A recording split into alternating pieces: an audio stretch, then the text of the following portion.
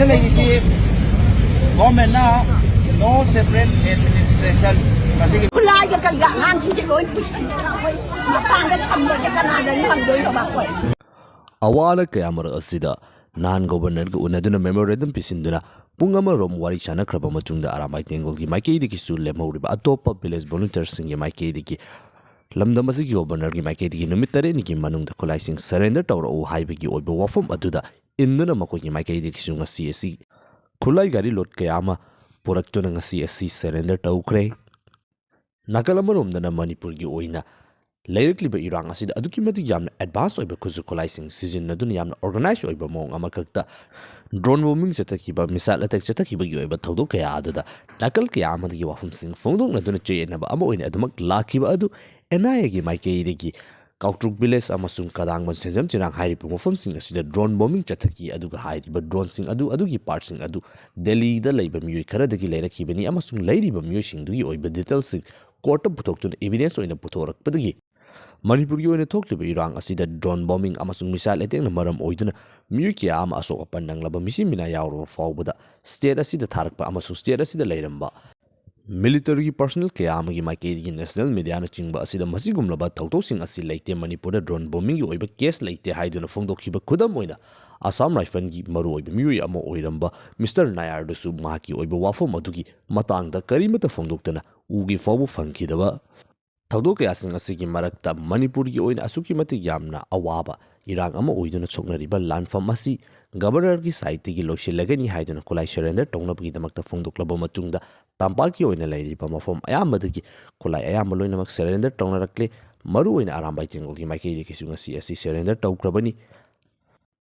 hairiba khongthang asi laktringi gi mangjongna nahan asi arambai tengol gi maroi buluchingba kya ama chattuna governor ga unaduna wari watai kya ama sanakre hairiba meeting aduda yanakibagi matung ina Khutlai sing asi surrender tawbani haina phongdokli meeting aduda phongdorkliba asi governor gi site gi Manipur gi oina lairiba territorial integrity Manipur gi saktam asi Kaihanloi haiduna assurance pirakle haiba wafam phongdokli karamba yanaba sing porakpadagi masigumlaba khongthang sing asi lokhattuna santi hanjilaknabagi damakta lokhalakliba khongthang asida mateng panglibano haibadu punna miyeng tabinasi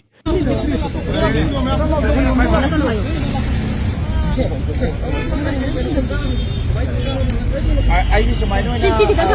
hamagi point mga tukom nang hajage ko ako'y point tarunta government of India ako'y maruy na governor gi dagi ako'y nahanwari sana dagi hari mga sige pose pagkutsabani sida lagi si government na no separate administration masige pose moida Kuki sing na talent sa hiroi haibagi formal insurance ako'y kanisa naman ni number 1 hari bidi sige pose lai si bo hari ba aduga police ka ako'y gamari ana habak kominaraga pi samusung development lang na buhon na bida ako'y nito mateng pangba haibo pose maga adamana lene aduga ako'y peripheral area da lairiba maitei gi sigi yumsing natraga mi singdo adugi photo central gi forces amasung state gi forces animakna yamna safe and secure oina thamgani haibagi point da adugi su yana ba moine adigi samana magalai masi point yamna kanu oina dum lobi be yai kari umak kokina Hairi bang asigi akhoi chigi posi pangthok koraba matung sida karimba Kukina maitei gi area da natraga maitei da yamna akan momongda khut tharakna so pan ke do tawraba adoi daragadi aramai tengolna amona madugi ritale tawnam do namda angam ba khona tawni ba tawba apana tarokdo photo madu government so accept tawni batai ha da adugi photo da yes right adu lodena village volunteer force aduga including aramai tengol yauna general amnesty lairiba ngasigi tawriba post deira asigi matung tarakda piba moidu akoi honorable governor na abada so haigre na takpi ngasigi lairiba post na manam oraga maduda maya dum samjarabani na madugi bodo ko wet and wash ni adu oidibra do ko aramai tengol go makata na yeng laigini adu lonena ataru sobo poinda akoi gi lairiba aramai gi tengol gi hanagi moment se masida karigumba amta problem lehendaba akoi dum chachaba adugi pothamaga ayaba lei aduga loinana sigi mathakta leirisi NRC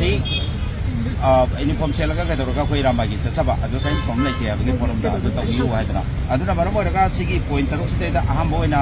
akoi 1 2 3 4 5 6 ni adagi 7 subadana leiriba NRC gi pot today da akoi da atubada update ama tawbiraga madugi posi NRC chana do gi process khore habagi ponama khanganba FMR gi ponama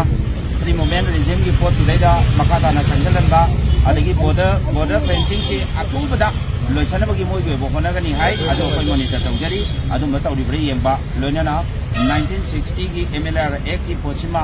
akoi semto kandu da madugi makata rakpada maitei singda ena sapu piba ena kana piba da iduda yengchen binabagi wari ma yanaba adu loinana akoi gi poppy cultivation gi process yamna tuna full swing da moi gi ba muthanabagi pambai horokani aduna drug ta kai da ngaksunariba mangi ba angang singgi youth sing se madu kan yanaba adu ba point mayam se akoi yanaba tunga ngasi gi hariba thabasi phangthok chabani na mayam thamjage loinana loisan jarapada hangiro silorga ngasai dagi akoi su sakudi sajadri adubu press ki sinau singna ngasai dagi seida achauba thodang lobi dana khangpiraga sigi level bo ngai bidna leiriba sigi sinau press ki mayam panamak se forum daraga aramai tengolna kagat sabam sung tawimam khango chen